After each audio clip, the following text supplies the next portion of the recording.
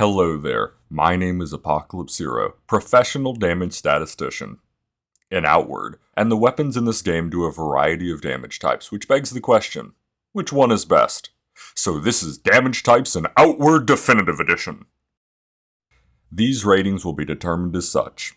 How much damage you'll be doing with the damage type. The more resisted a type is, the worse off it is. There are two ways enemies resist damage, and they are called resistance and protection. Resistance prevents a percentage of damage taken, so 30 physical resistance reduces all physical damage by 30%. And then there's protection, which reduces damage taken by a flat amount. So 5 protection would reduce all physical damage taken by 5. Keep in mind that protection only applies to physical damage, and while there is an elemental variant of protection called ward, no enemy has it. My counts are based off 121 enemy types, including bosses and uniques.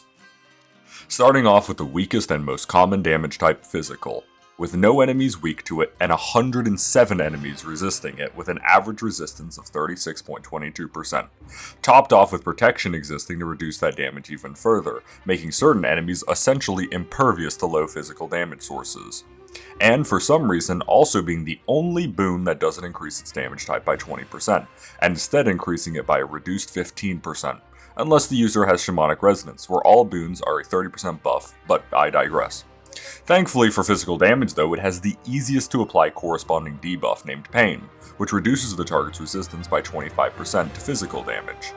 With a plethora of early game talents applying it as well as weapon effects. Physical damage also has the most buff ability in the game, with hilariously high increases such as Fechtbuck's 40% increase. Granted, that's more of a post-endgame thing though.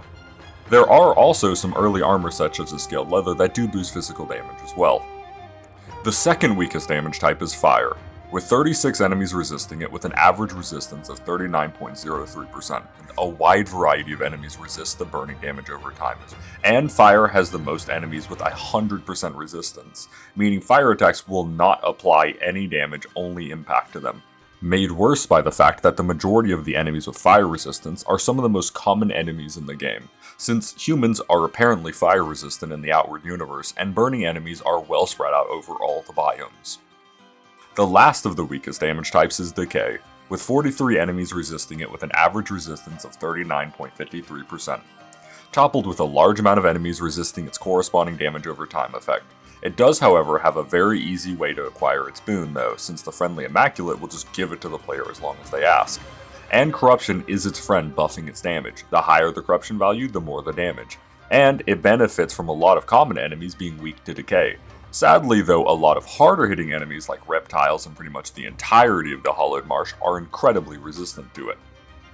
Third place goes to Lightning, with 39 enemies resisting it with an average resistance of 31.28%. Carried by it being the damage type that the Scourge are weak to, if only the corrupted effect that you get in areas with Scourge didn't reduce lightning damage. Thankfully, a large portion of the enemies that resist it congregate in Caldera, a post-game area that most people don't even go to, and another portion only really exists in Gold Lich areas, which aren't a necessity. Sadly, most higher level human type enemies do resist it though.